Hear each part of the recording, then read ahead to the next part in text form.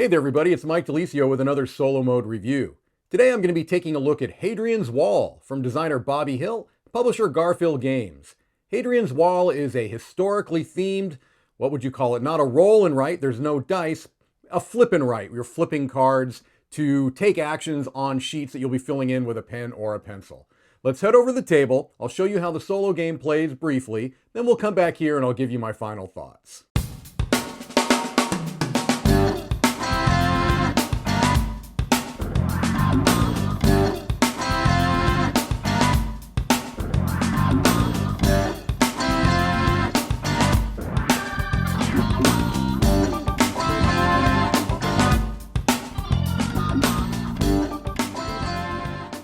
Okay, here we see a solo game of Hadrian's Wall all ready to go. I've got my two sheets, my left sheet and my right sheet, my player board right above it. It just is a little kind of a puzzle, two puzzle pieces that you put together. I've got the Fate deck over here. I've got my deck, I'll just be playing as the blue player, and I've got a neutral deck of 12 cards. These are both 12 card decks. That's going to be used to kind of simulate having neighbors, as if you were playing a multiplayer game. There's also a large central pool, a supply of resources and workers of different colors that represent different types of workers. The game is played out over 6 years, and you'll see that there are 6 spots here that you're going to be placing cards. You also are going to want to determine a difficulty level at the beginning of the game, and so they say that they recommend you play your first game at least on the easy level, and that's represented by these colored flags here. They're going to tell you how many of these fate cards to flip over at the end of a year to determine how many invaders are going to be attacking your wall and which cohort you're going to be able to defend with. All right, so let's just assume for the purposes of this that we're playing it on easy difficulty. All right, so the first thing that you're going to do once you've got the game all set up is you're going to turn over the top card from the Fate deck.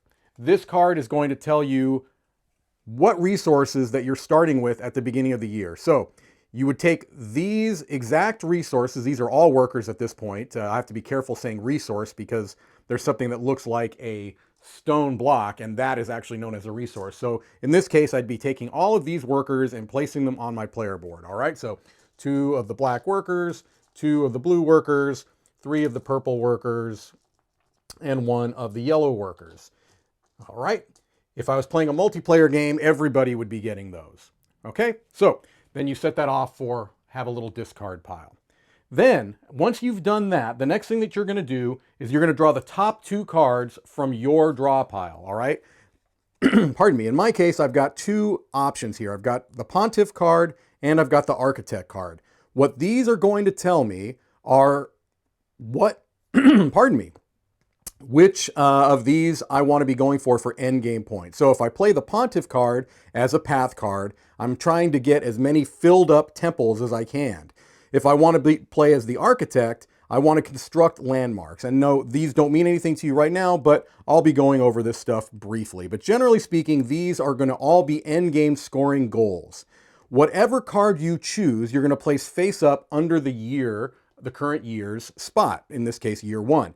The card you don't choose is going to give you other resources that you start the game with. So let's say, for example, okay, I want to start going towards temples. So I'm going to play the Pontiff card face up. I slide it underneath my player board. And so now I remind myself that at the end of the game, I'm going to get victory points based on the number of filled temples I get. Then with this card, I get whatever it shows on the left side. In this case, I get 2 resources. And that's why I said earlier, I need to be careful about my terminology because those are resources. So now I add those 2 resources to my pool, okay?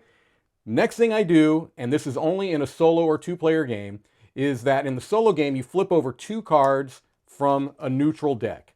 And what this is going to do is it is going to give you potentially cards you can trade with, okay?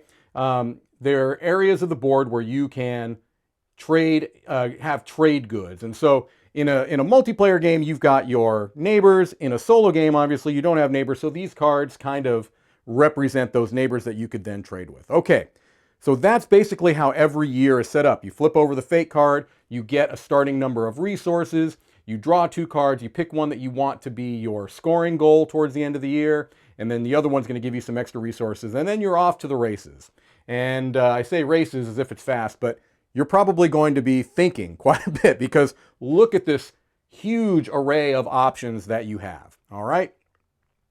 Generally speaking, each of these areas are going to have a different kind of effect on the game. And I'm only going to go into very brief detail because there's just a lot to take in. So just generally speaking, you're going to have a cost for most of these actions. So in the case of mining and foresting, you'd spend a purple worker to the supply and you'd fill in the leftmost block. Now, since that block is empty, I would not get anything for that particular worker. But if I wanted to do, again, spend this worker, I would then fill in that second block. And now that has symbols on it, so I would gain whatever it's telling me. In this case, it's telling me I would gain a production, which I'd fill in this circle, and I would get another resource immediately that I could use for something else, okay? This upper left area is, generally speaking, your defenses, okay? And this is a wall and a CP, which I guess is like an ancient barbed wire, and forts that you're building to protect from invading picked forces, okay, at the end of the year. And so generally the way this works is you're going from left to right, gaining resources when they show. This second area is slightly different in that there's a progression. These kind of chains here show you that you can only fill in particular boxes if you filled in the prerequisites beneath them. So in other words, I couldn't just start filling in these sippy boxes until I'd filled in the areas beneath them that are connected by this chain. And the same thing goes for the wall. So I can't fill in this box here in the sippy until I have filled in all of these boxes of the fort first. This has a particular progression. Also, it's broken into 3 different regions, and I couldn't do anything in here until I've built this medium granary that allows me to do so. I start with a small granary. To build the medium granary, I need to pay the resources, then I would fill that in, and now I could start building here. Same thing with the large granary, okay? This area, generally speaking, is where you're going to get more resources and workers at the beginning of a year. Normally, like I said, you get whatever is on the fate card plus whatever card you don't choose for your path. But there are also ways that you can fill in circles here that are going to get you more resources every year per the number of circles filled in. And you'll also get workers here as well. Now, honestly, I made a little mistake there at the beginning because this has a filled in circle. At the beginning of this first year, I should have had an extra resource because it starts with a filled in circle there. Okay, but if I had done what I mentioned earlier and checked off these 2 boxes, I then would have a second one, and in year 2, I'd have 2 resources, and so on and so on and so on. Okay, these are different tracks that you can get in primarily over here, but you can also get them over here: renown, piety, valor, and discipline. These are all different areas of the game that are going to, generally speaking, correspond with areas over here. You've got different kind of professions: traders, performers, priests, apparitores, patricians. These are all going to gain you bonuses. If you are trading, that's where the trade goods are going to come in, and there's kind of a set collection aspect where you're trying to get unique resources, and the number of unique trade goods that you get are going to give you victory points. In the theater, as you might expect, you're going to be putting on performances, but there's a maximum of 1 per year. That's something that you actually will find in the game quite a bit. Whenever you see a number sign, that means that you have to write down what current year you are in when you take that action. Many of them have a limit on them: max 1 performance per year, max 1 battle per gladiator for each year, things along those lines. And so all of these are going to allow you to potentially trigger different aspects of the game, move up these tracks, etc. Okay, there's even a little kind of Tetris style game over here where you are trying to fill up as many rows as possible, and there are also cards that will give you points depending upon that. You can also clean up what is called disdain, and I'll show you right now how that works. So you've taken your actions, you've spent all your resources, you've filled in circles, you've done a whole bunch of stuff, you're feeling really good about it. Now, the end of the year comes about, and you have to worry about these invading Picts. And if you have not built up any of your cohorts, you are going to be in a world of hurt. So let's say, just for the sake of an example, that I had taken one action that allowed me to fill in 1 box on my left cohort. I could have chosen any of them, but I chose, I'm going to fill in 1 box on my left cohort. At the end of the year, you look at this area here, and depending upon the difficulty that you have chosen, you flip over that number of fate cards. Well, in the first year, since it's easy difficulty, we're only flipping over one. Actually, in year one, they're all one, but they get more difficult if you go into higher difficulties later on. So we flip over one fate card and we look at the top. And in this case, I really lucked out because this says they're invading the left cohort. And if I had checked off that box, then I successfully defended against that picked attack. And in that case, I would gain 1 renown. If I had not, let's say that I had instead put one in the center or the right, that's going to get me a disdain. And I mark down the disdain over in this area over here. And if I have disdain at the end of the game, it's going to be minus points towards my total score.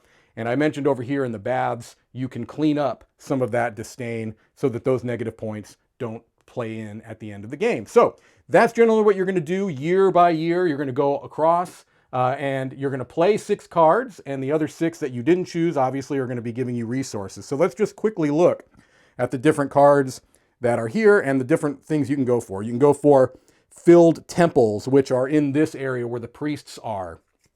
You can go for constructed landmarks, and landmarks are these big buildings that you can build, the archway, the monolith, the column, and the statue, but you have to be at least at the 15th spot on the corresponding track to build those. So if you're really going up those tracks, you might try to go the architect route.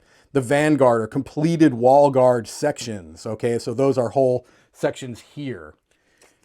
The fighter is completing cohorts, and so you've got 3 cohorts here, and if you can complete those, you can get a number of points at the end of the game, 1, 2, or 3 based on the number of cohorts. You can train gladiators, as I mentioned, and if you wanted to go that route, you can use the trainer. The ranger are completing scout columns, which are down at the bottom. Those are going to give you those Tetris pieces that I'm talking about, and you can see the Tetris pieces here.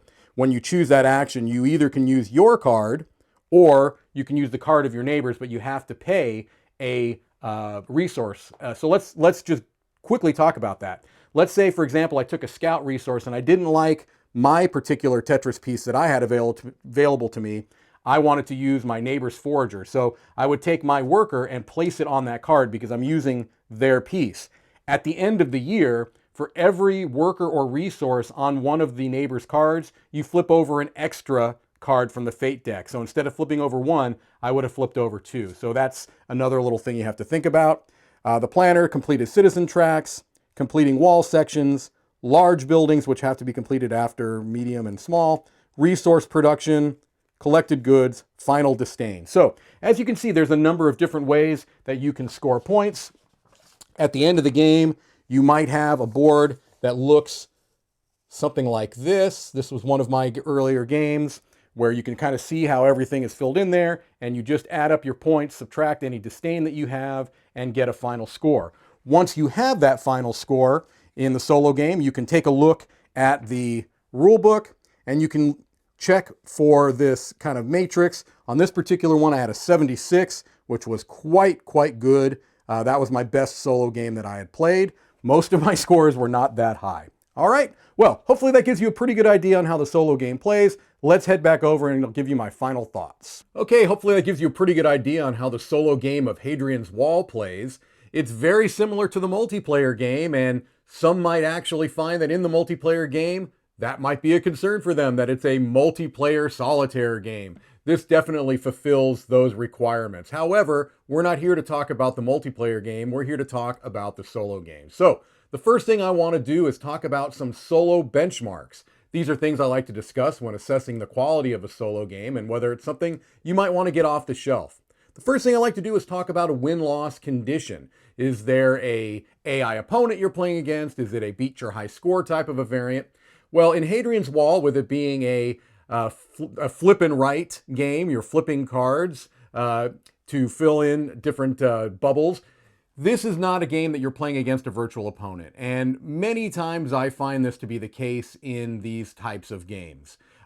They are particularly well suited to efficiency. And this is no different. This is a game about efficiency. And so in Hadrian's Wall, you're trying to reach a particular scoring threshold. There's a different levels, a matrix at the end of the rule book that gives you an idea of how well or how poorly you did. Now, I have stated in the past that this is not my favorite type of solo game in general, and while that's true, for a puzzly type of game like this, I don't really have a problem with it being a high score variant. That is something that I think actually the design lends itself to. I think it might have been something where if they had tried to shoehorn an AI opponent into this, it may not have turned out to be as elegant of a process. Now, I will say that Garphill has done a terrific job with AI Automa deck-based variants in the past, but those are for games that have more interaction points. In Hadrian's Wall, there really are not very many interaction points at R, and the few that are handled by just having that neutral player deck there. That works just fine. Was it necessary to have an actual opponent where you're trying to beat their score? Not for me, not for this game. Next, I like to talk about setup and teardown, and in this style of games, one of the benefits of playing either a roll and write or a flip and write, whatever verb and write you want to go with, one of the benefits of them is that they generally have a quick setup and teardown time. Hadrian's Wall is no different. It may be a slightly longer setup than others in the genre in that you have wooden components as well and a couple of different decks, but you're still talking about minutes to get it off the shelf, onto the table, and ready to go. So setup and teardown is not a problem with this game at all. I also like to talk about rules, and the rule book was generally very clear. The exceptions for a solo or two-player game was the matter of one little paragraph at the end of the book. Again, it was really just setting up a neutral player deck so that you can have a little bit of the idea of having a neighbor that you can get either trade goods from, things along those lines. And so the rules were fine. I did think that there were a couple of times where maybe the wording could have been a little bit clearer in certain aspects of the book, things that I felt like should have had a little bit more clarity, but nothing that was game breaking, nothing that I was pulling my hair out going, how does this work? It just was something that I was like, I'm not sure what they mean here, but then once I started playing, it clicked into place. So you should be able to learn the game from the rule book with no problem at all. Art and components. Well, this game has a very distinctive art style that I think is particularly well suited to this theme. It really has this look of the ancient history theme comes through just through the art itself. Now, with it being the type of game it is, where most of the action takes place on these two sheets, it's not a terribly thematic game, okay? You could have had a number of different themes that were placed upon this. It's like many games in this genre, it's relatively themeless. However, this one I think has a little bit more theme than many because you do have this idea of attacking enemies and you have to set up your cohorts in such a way that you're defending particular areas of your wall. And I think that the art does a nice job of reinforcing that theme. The iconography, I feel, takes a little bit of getting used to. And this is coming from somebody who has played a lot of games from this publisher. And so I'm generally well-versed in the iconography. However, this one took a little bit more getting used to just because there's so much going on. It's generally good. The iconography, I think, is good. However, there's a bit of a learning curve there. The back of the rule book, the whole back of it is really a reference guide for the iconography. There's a lot going on. And so to kind of make that all manageable, they've come up with a relatively coherent set of iconography. It's just a lot. Good quality cards, good quality wood components that it's appreciated.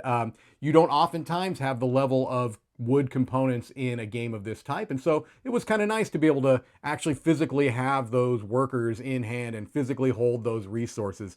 Usually you don't have that in a verb and write type of a game like this. The sheets themselves, there are two of them. They are very, very detailed. There is a lot going on in each of these sheets. And as such, it's quite small.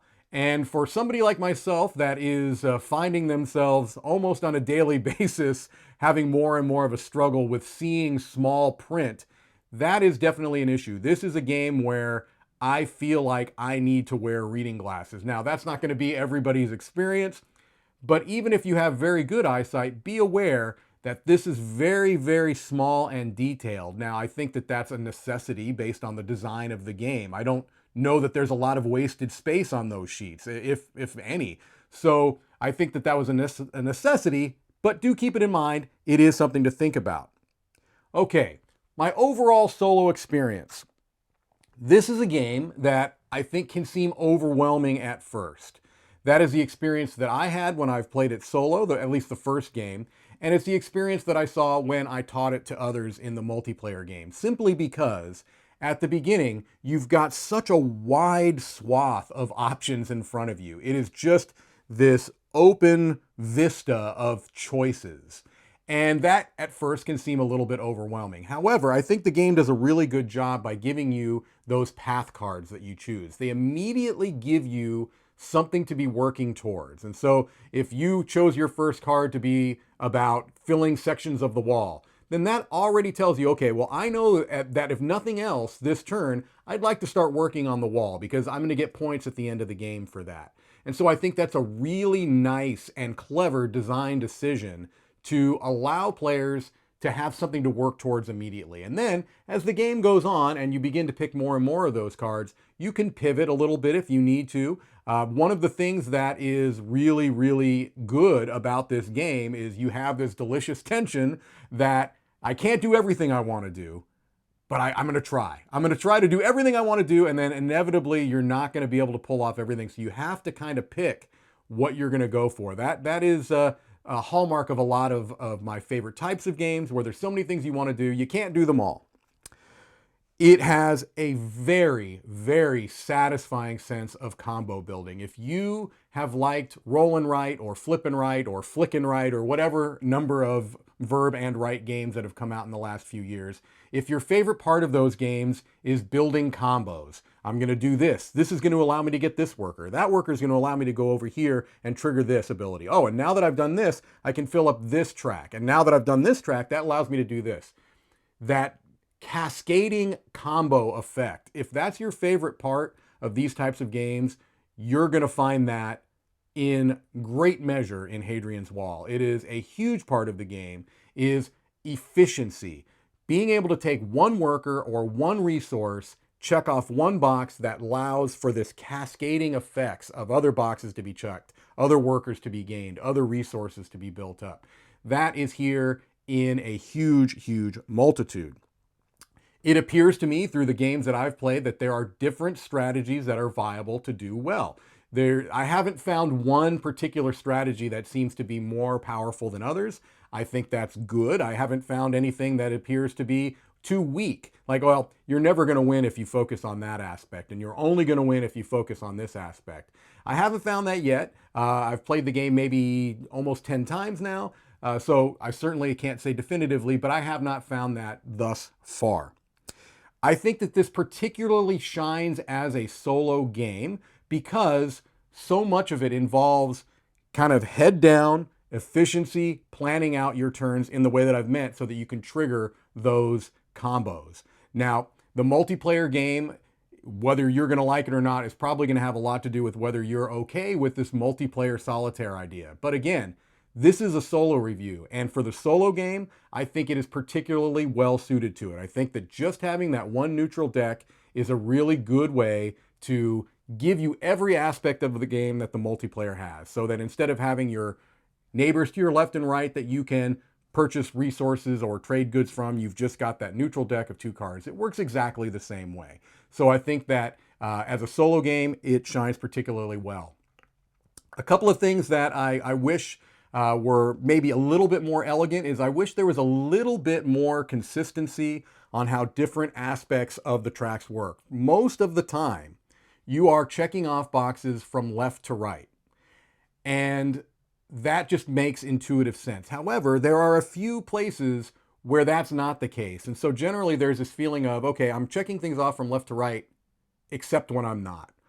And it's not a huge deal. It's something that after the first couple of games is going to be just intuitive. You're not going to necessarily have to think about it. But the first couple of games at least, I had to make sure that I wasn't doing something incorrectly because I was in an area where you weren't necessarily checking off from left to right. And there were a couple of times that I had maybe suboptimal plays because I just quickly checked off the leftmost box when I could have chosen something that was more powerful in a different area because that area worked differently. So I do kind of wish there was a little bit more consistency there. I don't know if that would have been possible within the constraints of the design, but it is something I noticed. Overall, I think that this is a fantastic solo game. This has become, at this point, my favorite solo verb and write game of all because it gives me that really, really satisfying combo-tastic effect. That's what I look for in these types of games, and this game has it, as I said, all over the place. That is really the sense that I get is it's very, very satisfying when you can pull off 2 to 3 good turns in a row. And there's 6 years in the game, generally speaking, but there are certain years where you can just get so much done because you've set yourself up for a number of different combo effects. So if that sounds interesting to you, I think Hadrian's Wall is a game you should definitely check out. I'm giving it an 8.5 out of 10 and a seal of excellence. Thank you so much for your time as always, and have a great day.